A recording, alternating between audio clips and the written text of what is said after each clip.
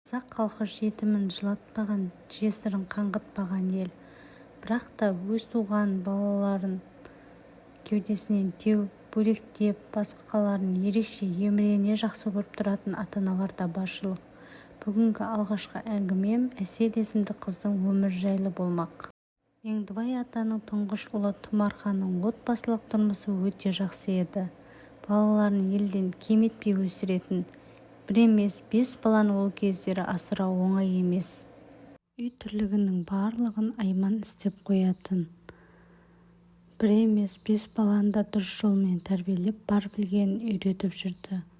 3 қыз 2 ұл өмірге әкелген Айман еш уақытта дүниеге құнығып істеген ісін балаларына да күйеуіне де басқаға да міндетсінбеген. Өсекке жоламаған. Бәтима әжені көрген жандар келінін мақтап үнемі таңданып қызға да қызғана қарайтын. Бәтима әже келіннің бұндай жақсы тұстарына қуанса да бір кемшілігіне бола жек көретін.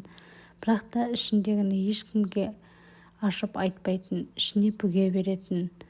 Айман жұрт үлгі тұтарлық келін, ана, аяулы жар болғанмен өзінің бір ұл бір қыздан кейін дүниеге келген Әсем есімді қызын еш уақытты басқа балаларындай жақсы көріп мейірімділік танытпаған.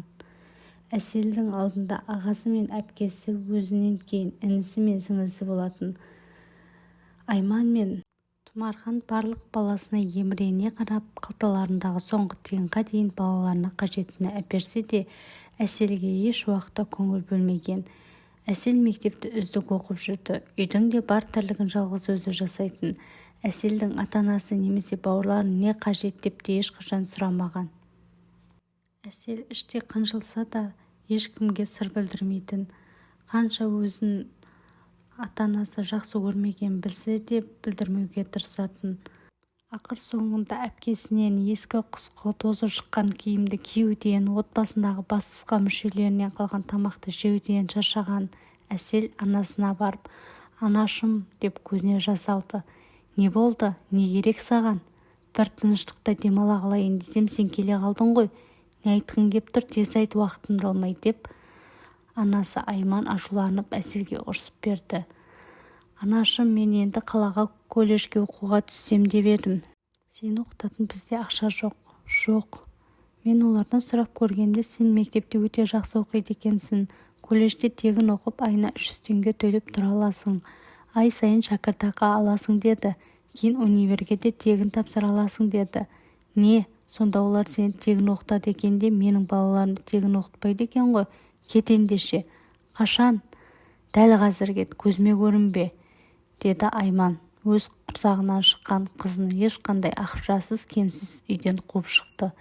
Әсел болса әжесіне барып бәрін түсіндіріп берді. Бәтима әже Әселдің қолына 2000 теңге ұстатып қалаға қоя берді. Әсел 2000 теңгесіне киім-кешек пен сабаққа қажеттерін сатып алып жатақханаға орналасады. Әселдің бойында бір мін жоқ, қыпша белді, аппақ аққу мойнын, көзі мөлдіреген, арық, сұлу, бұрымы белінен асатын, көрсе көз тоймайтын сұлу еді. Ол жерде жақсы достар тауып, бір бөлмеде Сандуғаш, Нұрсая, Талшын есімді қыздармен бірге тұрды.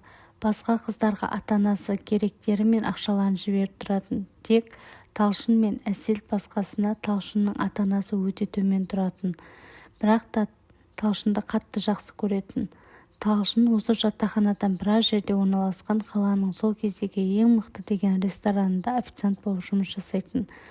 Күнделікті 2 қабатындағы барда жұмыс жасап жүрсе, той кезінде тойда қызмет ететін. Күніне 5-8 мың табатын, өзіне қажеттіні алатын. 2000 жылдардың бас кезінде алғаш шығып жатқан телефонды да осы Талшын ұстаған болатын. Оның бұл жұмысына қатты қызыққан Әсел де сол ресторанға жұмысқа кіреді. Әсел жұмысқа кіргелі оның тұрақты клиенттері көбейді.